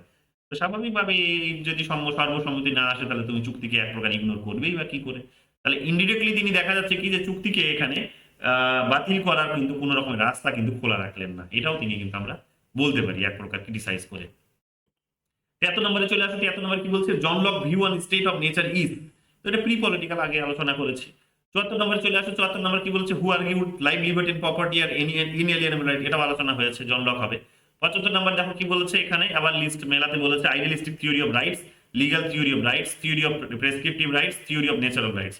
তো থিওরি অফ ন্যাচারাল রাইটস এর ধারণা তো জানো, জন লকের সঙ্গে যাবে ডি তে 2, D2 এখানে এক জায়গাতেই রয়েছে, B is the right answer, B এখানে বেরিয়ে যাচ্ছে। বাকিগুলো একটু দেখে নাও কি বলেছে, theory of prescriptive rights, theory of natural rights, theory of idealistic theory of rights, এটা তো আমরা আগেও পড়েছি। আইডিয়ালিস্টিক থিওরি অফ রাইটস এখানে আমরা কাকে পাবো, আইডিয়ালিস্টিক থিওরি, এই টি.এইচ. গ্রিন, মানে পড়িনি, সরি, বলেছিলাম তোমাদের যে যেহেতু তিনি প্লেটোর আইডিয়াটিকে যিনি সময় করেছিলেন, রিফর্ম করেছিলেন, টি.এইচ. গ্রিন করেছিলেন, তিনি সেখানে বেশ কতগুলো আইডিয়া সেখানে জুড়ে দিয়েছিলেন। বিশেষ করে তিনি যে আইডিয়াটি আমাদের সামনে নিয়ে এসেছিলেন সেটা হচ্ছে কি না, সেটা হচ্ছে তিনি এম্পিরিসিজম এবং র্যাশনালিজম দুটোর মধ্যে একটা মিল না, এম্পিরিসিজম না, এটাকে বলা যেতে পারে যে এম্পিরিসিজম না, এটা আইডিয়াটা হচ্ছে, দাঁড়াও বলছি, আইডিয়াটা ছিল টি.এইচ. গ্রিনের আইডিয়াটা ছিল যে তিনি একদিকে হ্যাঁ স্টেটের সোভারেন হওয়ার যে ক্ষমতাটা সেটাকেও তিনি ক্রিটিসাইজ করলেন, আর অন্যদিকে যে রিপ্রেজেন্টেটিভ হওয়ার ফলে যে ক্ষমতাটা, যেটা মোরালিটির প্রিন্সিপলস গুলো যে ধাক্কা খাচ্ছিল সেগুলোকেও তিনি নিন্দা করেছেন, ঠিক আছে? দুটোর মাঝে তিনি একটা রাস্তা তৈরি করেছেন। আমি বলবো এই আলোচনাগুলো তোমাদের আসবে, টি.এইচ. গ্রিনও আমি তোমাদের আলাদা করে পড়াবো, তখন এগুলো আমি তোমাদের বলবো যে কিভাবে তিনি হেগেলকে এখানে নিন্দা করেছেন, সমালোচনা করেছেন। হেগেলের যে সোভারেন স্টেটের যে ধারণায়, যে স্টেটকে সেখানে ঈশ্বরের আসনে তিনি বসিয়ে দিলেন, যে তিনি বললেন state is the March of god on earth, তো সেটাকে তিনি নিন্দা করেছেন। আবার অন্যদিকে জন স্টুয়ার্ট মিলের যে চিন্তা ভাবনাগুলো, রিপ্রেজেন্টেটিভ গভর্নমেন্টের যে ধারণাগুলো, সেখানে লিবার্টিকে যেভাবে ইনশিওর করা হয়েছে, সেগুলোরও তিনি কিন্তু নিন্দা করেছেন। করে তিনি কি করেছেন, মাঝের একটা রাস্তা তৈরি করেছেন, যেটার মধ্যে দিয়ে স্বাধীনতার কনসেপ্ট তিনি দাঁড় করানোর চেষ্টা করেছেন, এবং একটা অব্লিগেশনস এর ধারণা তিনি আমাদের সামনে দিয়েছেন। তো এই বিশেষ করে দুটো আইডিয়া তার খুব গুরুত্বপূর্ণ, একটা হচ্ছে লিবার্টির আইডিয়া, ফ্রিডমের আইডিয়া। লিবার্টি বলা যাবে না, তিনি লিবার্টি শব্দটিকে আবার ব্যবহার করেননি, তিনি যে শব্দটিকে ব্যবহার করছেন সেটা হচ্ছে ফ্রিডম। লিবার্টির পরিবর্তে তিনি ফ্রিডম শব্দটিকে ব্যবহার করেছে, ভালো করে মনে রাখবে, ফ্রিডম। তো এটা টি.এইচ. গ্রিন হবে এবং অব্লিগেশনস এর ধারণা তিনি দিয়েছেন যে মানুষ কেন সরকারকে আনুগত্য প্রদান করবে, কি কি কারণে। তো ওগুলো আমি বলবো তোমাদের। Last questions of the day কি বলছে দেখো, authoritarian theory, radical theory, mirror theory, elite theory. তো অথরিটারিয়ান থিওরি তো আমরা দেখতেই পাচ্ছি যে অথরিটারিয়ান, এলিট, র্যাডিক্যাল, এখানে আমরা দেখতে পাবো যে অথরিটারিয়ান কি বলেছে, অথরিটারিয়ান এখানে বলেছে যে থমাস হবস। হ্যাঁ, অথরিটারিয়ান থমাস হবস যায়, কারণ অত্যধিবেশী কর্তৃত্ব তিনি রাজার হাতে দিয়েছিলেন। অত্যধিবেশী কর্তৃত্ব যেহেতু রাজার হাতে দিয়েছেন, তো এটা আমরা নিতে পারি। তারপরে বলেছে এখানে র্যাডিক্যাল থিওরিতে নিয়েছে রুশো। রুশোকে র্যাডিক্যাল থিওরিতে এই কারণে নিয়েছে কারণ ডেমোক্রেটিক আইডিয়াটিকে আরো র্যাডিক্যালি এক্সটেন্ড করেছিলেন। জন লক এসে যেটা হচ্ছে একেবারে ইনডিরেক্টলি জনগণের হাতে ক্ষমতা তুলে দিলেন। রুশো এসে সেখানে দেখা গেল যে ডিরেক্টলি তিনি জনগণের হাতে ক্ষমতা তুলে দিলেন, অর্থাৎ জন লক এসে এখানে একটা একটা একটা একটা মিডল ম্যানের হাতে ক্ষমতা তুলে দিলেন, যেটাকে ফিডুশিয়ারি ট্রাস্ট বলছেন, তাই না? আর এখানে এসে তিনি এখানে কি করলেন, বা বা বলতে পারো যে পলিটিক্যাল যে পাওয়ার, লেজিসলেচারের যে ক্ষমতা, সেটাকে জনগণের মাধ্যমে লিমিটেড হবে, এই কথাটা তিনি বলার চেষ্টা করলেন। আর রুশো এসে বলার চেষ্টা করলেন যে না, সরাসরি জনগণের হাতেই ক্ষমতা তুলে দিলেন, চুক্তি তৈরি করে তিনি জনগণের হাতেই পাওয়ার তুলে দিলেন, জনগণই এখানে সমস্ত রকমের আইন কানুন তৈরি করবে, এই কথাটা তিনি বলার চেষ্টা করলেন। অর্থাৎ পপুলার লেভেলে তিনি এই ডেমোক্রেটিক আইডিয়াটিকে নিয়ে গেছিলেন। তো র্যাডিক্যাল এই ভাবনা থেকে এটাকে র্যাডিক্যাল বলা যেতে পারে। সি নাম্বারে এখানে বলা হয়েছে কি, সি নাম্বারে বলা হয়েছে জন লক, মিরর থিওরি। এই মিরর থিওরিটা কেন এক্সাক্ট আমাকে একটুখানি আবার একটু পড়তে হবে। মিরর বলতে থিওরি কি বলছে, আমি এটা আগে কখনো পাইনি কোথাও। আর এলিট থিওরিতে তো সার্তরি হবে, এটা তোমাদের এলিট থিওরির কোয়েশ্চেন্স আমি তোমাদের দিয়েছি, তোমরা নিশ্চয়ই পড়েছো, সেখানেও সার্তরির নামটা পেয়েছো। এটা তো হবে, আমি ব্যাখ্যা বিশ্লেষণ পরে করব। বাট মিরর থিওরির এটা আমি তোমাদের লাস্ট বলতে পারলাম না, এটা কি বোঝাতে চাইছে 76। তোমাদের যদি জানা থাকে আপনাদের আর্গুমেন্ট একটু বলো, আমি শুনি। আদারওয়াইজ আমি এটা পড়ে তোমাদেরকে জানাবো মিরর থিওরি বলতে কি বোঝাতে চেয়েছে। নতুন একটা কনসেপ্ট পেলাম এটা এটা এটা নেটের ইকুয়েশনস লেখা নেই এটা, কিন্তু এটা নেটের ইকুয়েশনস। হ্যাঁ, এটা নেটের ইকুয়েশনস। তো এই নিয়ে গেল আজকের আমাদের আলোচনা। আহ, কতগুলো কোয়েশ্চেন্স এখানে আমি তোমাদের নোট করে নিলাম, যেগুলোতে একটু মিস্টেক আছে সেগুলো কারেক্ট করে দেবো। 1 2 3 4 5 6 7 8টা কারেক্ট করে দেবো। এগুলো আমি কিছুক্ষণের মধ্যেই ক্লাস শেষ হলে আশা করি তোমাদের সমস্ত প্রবলেম সলভ হয়ে যাবে। ঠিক আছে, বলো 9 জন আছো, কি অসুবিধা হলো, কোথায় বুঝতে পারোনি, কোথায় বুঝতে পারলে, ভালো লাগলো, খারাপ লাগলো, আমার ইমপ্রুভমেন্টের দরকার আছে, তোমাদের ইমপ্রুভমেন্টের দরকার আছে, কোথায় অসুবিধা হচ্ছে, কেন টেস্ট দিচ্ছ না, ডিটেলসে বলো একটু খুলে। ঠিক আছে, সবার প্রথমে শুরু করি আমি আগে। কে কে আসো এখানে? শ্রেয়া বৈদ্য, শ্রেয়া বৈদ্য দেখলাম তুমি সলভ করেছো, বলো কতটা বুঝতে পারলে পারলে না, যা বলতে চাও মন খুলে। হ্যাঁ স্যার, মানে পড়ে সলভ করেছিলাম, তো আপনি প্র্যাকটিস করালেন, আরো মানে ধারণাগুলো স্বচ্ছ হলো। পরের বারে আশা করি আরো বেটার হবে। ওকে ফাইন, শুনে ভালো লাগলো। ঠিক আছে, এমনি এমনি মানে ধোঁয়াশা থাকলো না তো আর কোথাও, যে না এটা এখনো স্যার ধোঁয়াশা আছে? হুম।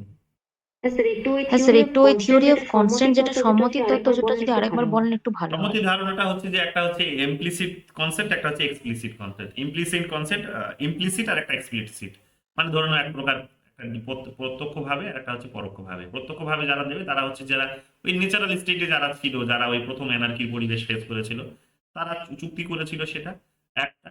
আর পরবর্তীকালে সেই চুক্তিটাকে মান্যতা দেবে তাদের পূর্বপুরুষরা, তাদের উত্তরপুরুষরা, যেটাকে তিনি ট্যাসিট কনসেন্ট বলেছেন।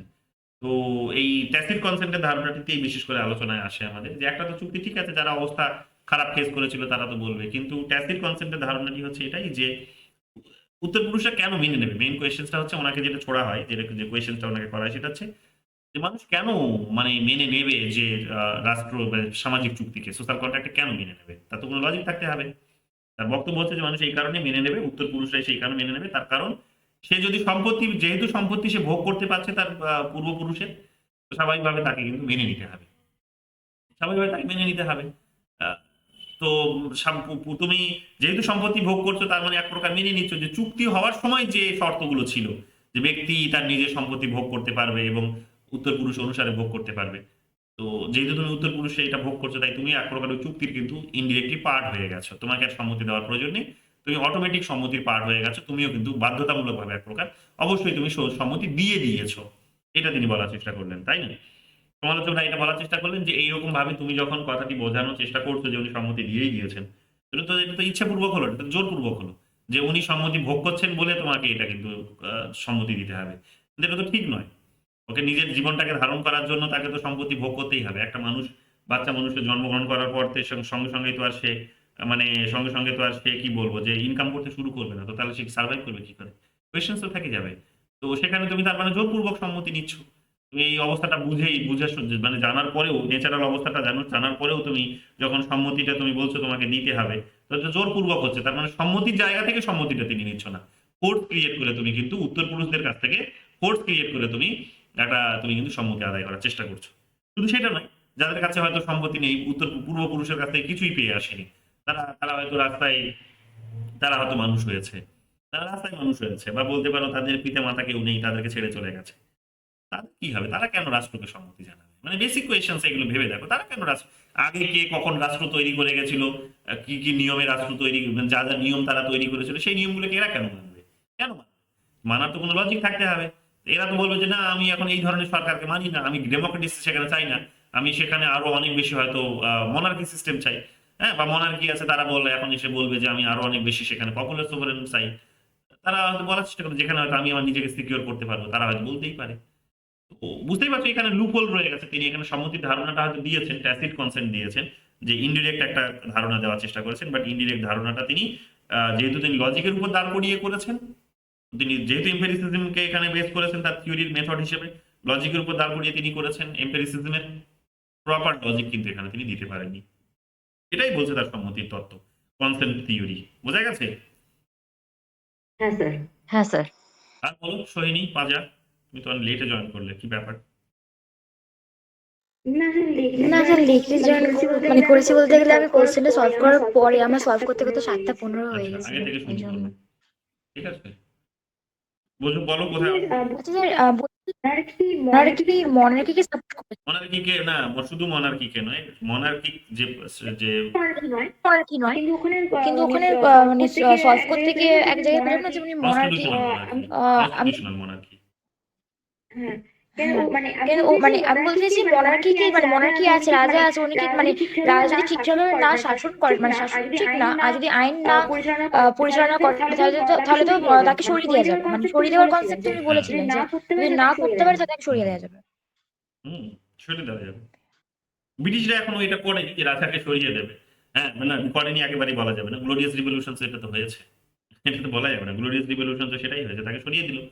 যিনি যিনি সংসদের ক্ষমতাকে লিমিট করার চেষ্টা করছিলেন তাকে সরিয়ে দিল।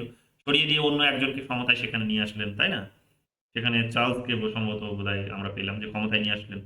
তো ওটাই কেন বলছে সরিয়ে দেবে। তুমি ফিডুশিয়ারি ট্রাস্ট হয়ে যদি তুমি ঠিকমতো কাজ না করো, তোমাকে রাখবো কেন আমি? রাষ্ট্র মানুষ তো নিজেদের লাভের কারণে বানিয়েছে। তো স্বাভাবিকভাবে কোনো ঐশ্বরিক তত্ত্ব ফত্ত্ব এখানে চলবে না। এখানে যেটা হচ্ছে তত্ত্ব হচ্ছে সেটা হচ্ছে একেবারেই হিউম্যান রিলেশনের থিওরি, যে হিউম্যান ডেভেলপমেন্টের থিওরি, যে মানুষের ন্যাচারাল রাইটস এর থিওরি। তো সেই থিওরিকে মান্যতা দিয়ে তোমাকে শাসন করতে হবে। বোঝা গেছে? আর একটা যেখানে হবস কন্ট্রাক্ট করেছিল, যারা মানে এটা অথরিটি তৈরি করবে, সেই অথরিটির সাথে কন্ট্রাক্ট না, কন্ট্রাক্ট হচ্ছে ইন্ডিভিজুয়ালি মানুষের মধ্যে কন্ট্রাক্ট হলো। কিন্তু এখানে কন্ট্রাক্ট মানে লকের ক্ষেত্রে কন্ট্রাক্টটা কার সাথে লকের হয়েছে? ক্ষেত্রে কন্ট্রাক্টটা দুটো বডির সঙ্গে হলো। একটা বডি হচ্ছে ব্যক্তি নিজেদের ক্ষেত্রে, যেটা হবস যেটা করেছিল সেটা প্রথমটা এনার মধ্যেও আমরা দেখতে পাবো, যে ব্যক্তিরা নিজেদের মধ্যে, অর্থাৎ অ্যামং পিপলস যেটাকে আমরা বলতে পারি, যে অ্যামং ইন্ডিভিজুয়ালস, যেমন ইন্ডিভিজুয়ালস। যেটাকে সিভিল সোসাইটি তৈরি করলো। দ্বিতীয়টা হচ্ছে, সেকেন্ডটা হচ্ছে যেটা হচ্ছে অথরিটির সঙ্গে হয়েছিল, যেটাকে বলছে ফিডুশিয়ারি ট্রাস্ট। তো ফিডুশিয়ারি ট্রাস্টের সঙ্গে হলো। এই ফিডুশিয়ারি ট্রাস্ট বলতে তিনি এখানে এক প্রকার এই ক্ষমতাটাকে দুটো ভাগে ভাগ করেছেন, একটা হচ্ছে লেজিসলেচার, একটা হচ্ছে এক্সিকিউটিভ। তো লেজিসলেচার ল তৈরি করবে এবং সেই ল মেনে এক্সিকিউটিভরা শাসন করবে। কিন্তু এক্সিকিউটিভ সুপ্রিম হবে না, আলাদা কোনো বডি হবে না, কমপ্লিট ইন্ডিপেন্ডেন্ট হবে না, তাদেরকে কিন্তু লেজিসলেচার আন্ডারেই কাজ করতে হবে। তো এইরকম ভাবে দুটো বডির সঙ্গে এখানে এগ্রিমেন্ট হলো। একটা হচ্ছে ব্যক্তি নিজেদের মধ্যে এগ্রিমেন্ট হলো, ফার্স্ট এগ্রিমেন্ট, আর সেকেন্ড এবং ফার্স্ট এগ্রিমেন্ট করে তারা সিভিল সোসাইটি তৈরি করলো, আর সেকেন্ড এগ্রিমেন্ট করে তারা কিন্তু ফিডুশিয়ারি ট্রাস্ট বা এটা স্টেটের কনসেপ্ট তৈরি করলো। হ্যাঁ, সোভারেনের কনসেপ্ট তৈরি করলো, যে সোভারেন লিমিটেড সোভারেন্টি, যার লিমিটেড সোভারেন্টি সে এনজয় করবে। বোঝা গেছে? ঠিক হুম আছে। হুম, ঠিক আর আছে। বলো দীপিকা দাস, বলো বলো দীপিকা, সোহিনী বলো কি বলছো? আর কোনো Okay, প্রবলেম নেই, এই করে ওকে কনফিউশন ফাইন। হচ্ছিল। দীপিকা দাস বলো কোথায় কি অসুবিধে? না স্যার, অসুবিধা না নেই। স্যার, অসুবিধে নেই। পড়েছো, সলভ করেছো তো? দেখলাম বোধহয় না সলভ করেছো তুমি। হ্যাঁ, আমার হ্যাঁ, দুবার করেছি। হ্যাঁ, দুবার করেছি। করবে, বারবার করবে, এগুলোই ঘুরিয়ে ফিরিয়ে জানতে চাই। ভালো করে এগুলোই করো, দেখো এখান থেকে কম পেয়ে যাবে। আইডিয়াগুলো আমি তো বুঝিয়ে দিচ্ছি না, আইডিয়াগুলো যদি কম কম মাথায় আসে তাহলেই হবে। প্রশ্ন করতে গিয়ে যদি আইডিয়াগুলো বারবার ঘুরিয়ে ফিরিয়ে মাথায় আসছে, তার মানে টপিকটা তোমার মনে আছে, তুমি তোমার আন্ডারস্ট্যান্ডিং ক্লিয়ার আছে, তাহলেই হবে। আর বেশি প্র্যাকটিস করারও দরকারও পড়বে না। আপাতত এইরকম শুধু পিওয়াইকিউ গুলোকে দিয়ে সলভ করতে করতে যাও, যখন এটা সলভ হয়ে যাবে তখন আমি তোমাদের প্র্যাকটিস সেটগুলো দেবো। আমি যদি আপলোড করতে শুরু করে দিয়েছি প্র্যাকটিস সেটগুলো, বাট এখন করার দরকার নেই আমি মনে করি। এখন শুধু আগে চ্যাপ্টারটা শেষ করো, টপিকগুলো পড়ো, সময় আসবে প্র্যাকটিস সেটের জন্য। যে এটা যখন হয়ে যাবে তখন আমি প্রচুর প্র্যাকটিস সেটের উপর পরীক্ষা নেবো তোমাদের। তো যেভাবে আমি পরীক্ষা নিই, একটা ইউনিট শেষ হয়ে গেলে সেটার উপর পরীক্ষা হতে থাকে মাঝে মাঝে, সেই রকম পরীক্ষাগুলো হবে, তখন প্র্যাকটিস সেট থেকেও প্রচুর প্রশ্ন থাকবে। ঠিক আছে?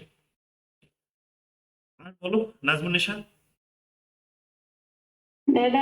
দাদা আমি বুঝতে পেরেছি, কিন্তু আমার একটা জায়গায় একটু মানে বুঝতে প্রবলেম হচ্ছে। 7 নম্বর কোশ্চেনটা একটু দেখবেন? নিশ্চয়ই দেখবো, দাঁড়াও। নম্বর কোয়েশ্চেন কি বলেছে যে which of the following is not among the ideas advocated by John lock.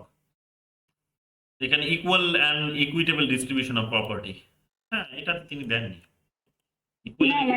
না মানে ওটা বলছি না, দেখুন বি নম্বর অপশনটা, এটাই আমার একটু সমস্যা হচ্ছে, যে guarantee of the natural rights of life, liberty and labour. কিন্তু এখানে তো প্রপার্টি হবে, লেবারটা কি তিনি ওই শ্রম মানে সম্পত্তির সৃষ্টি হয় শ্রমের ভিত্তিতে বলেছিল, সেই কারণটাই থেকে কি যোগ হচ্ছে এটা? হ্যাঁ আমি তো তোমার তুমি জয়েন করোনি না যখন আমি এটা বললাম, লেট করে জয়েন করেছো নাকি? না লেট করে জয়েন করিনি, হয়তো মিস আমি করে গেছে এই বলেছিলাম যে জায়গায়। ব্যক্তির নিজের নিজের লেবারকে কাজে লাগিয়ে যেটা তৈরি করেছে সেটা তার তো অন্য কিছু নয়, সেটা তো তার নিজেরই সম্পত্তি, তার লেবারটাই তার নিজের কাছে সম্পত্তি। বুঝতে পারলে? লেবারটাই তার কাছে সম্পত্তি, যে মানুষ তার শুধু শ্রমটা করে দেয়, শ্রম দিয়ে কোনো কিছু একটা প্রডিউস করে, তাহলে শ্রম ইকুয়াল টু আমি তার ওই প্রোডাক্টটা বলতে পারি। আমি হয়তো 10 ঘন্টা পড়িয়ে হয়তো এখন কি করলাম, যে একজন হয়তো আমি ধরো তোমাদেরকে 1 বছর সময় দিলাম, 1.5 বছর সময় দিলাম, 1.5 বছর সময় দিলাম, 2 বছর সময় দিলাম, 2 বছর তোমাদেরকে সুন্দরভাবে তৈরি করিয়ে হয়তো আমি তোমাদেরকে জেআরে পাইয়ে দিলাম, তাহলে আমার লেবার ইকুয়াল টু কি হবে? জেআরে। যদিও শুধু আমার হবে না, তোমারও হবে, কিন্তু কথাটা হচ্ছে কি, মানে মানে ধরে নাও এক প্রকার এটাই। তা আমার লেবার মানে তো একটা জেআরএফ ধরে নাও এক প্রকার, বা তোমরা নিজেরা পড়াশোনা করছো 2 বছর 5 বছর 10 বছর ধরে পড়াশোনা করছো, তার লেবার ইকুয়াল টু তোমার সাকসেস যেটা পেলে সেটা, তাহলে তোমার প্রোডাক্ট তোমার সম্পত্তি কি সেটা? ওটাই এখানে বোঝানোর চেষ্টা করেছেন যে লেবারটাই ইকুয়াল, লেবার ইকুয়াল টু কিন্তু এখানে সম্পত্তি হিসেবে বিবেচিত হবে। এগুলো যখন দাস ক্যাপিটাল পড়বে তখন আরো ভালোভাবে বুঝতে পারবে, বা ডেভিড রিকার্ডোর যখন তোমরা লেবার থিওরি পড়বে তখন সেখানে ভালো করে বুঝতে পারবে। অ্যাডাম স্মিথেরও যখন পড়বে তখন ভালো করে বুঝতে পারবে। ঠিক আছে? দাস ক্যাপিটালটা পড়লে আরো সুন্দর করে বুঝতে পারবে, ওখানে খুব ক্যালকুলেশন করে দিয়েছে। 3টে ভলিউমের দাস ক্যাপিটাল বেরিয়ে গেছে, প্রথম ভলিউমটা যদি পড়ো তাহলে বুঝতে পারবে সেখানে। আমার এখনো পর্যন্ত অর্ধেকটা পড়ার সময় হয়েছে, পুরোটাও এখনো হয়নি। তো যতটা পড়েছি সেখানে ওই ক্যাপিটালের আইডিয়াগুলো দিয়েছে, লেবারের আইডিয়াগুলো দিয়েছে, যে লেবার কিভাবে জেনারেট হচ্ছে এবং প্রোডাক্টের ভ্যালু কিভাবে তৈরি হচ্ছে এবং সারপ্লাসও কিভাবে হচ্ছে, সেই সমস্ত আইডিয়াগুলো খুব সুন্দর করে অঙ্ক কষে বসে সেখানে দেখিয়েছে। তো অসাধারণ, ওখানে কোনো সুযোগ পেলে পড়ে দেখো, আইডিয়া ক্লিয়ার হয়ে যাবে। বোঝা গেছে? হ্যাঁ Okay, বুঝে শোভন বলো। হ্যাঁ স্যার, আমি আপনার ক্লাস লেকচারগুলো শুনছি আর ওই যে পিডিএফটা দিয়েছেন ওগুলোই পড়ছি। এগুলোই পড়ো ভালো করে। টেক্সট বইটা খুব ছোট্ট, কিন্তু যদি পড়তে পারো অমল কুমার মুখোপাধ্যায়, কনসেপ্ট ক্লিয়ার হয়ে যাবে, A to Z, কিছু বাকি থাকবে না। ঠিক আছে? আর 2-1টা যা পাবে আমার এই ক্লাসগুলো মন দিয়ে শুনলেই পেয়ে যাবে সব, আর কিছু করতে হবে না। ঠিক আছে? ছোট্ট বই পড়ো। হ্যাঁ, যেটা যখন পড়াচ্ছি তখন সেটা করো, নইলে তুমি যদি আমি করাচ্ছি একটা, তুমি যদি অন্য কিছু করো তাহলে তুমি পিছিয়ে পড়বে, কিন্তু সময়ের সঙ্গে চলতে পারবে। ঠিক আছে? আর বলো। আর বলো, শ্রেয়সী বলো। শ্রেয়সী বোঝা যাচ্ছে? হ্যাঁ স্যার বোঝা যাচ্ছে। আমি তো মানে আপনার পড়ানোর আগেও সলভ করেছি, তারপর আবার সলভ করেছি, মানে দুবার সলভ করেছি। তো আমার ওই একটা জায়গাতে প্রবলেম ছিল, কিন্তু আপনার মানে বলার পর মানে ক্লিয়ার হয়ে গেছে।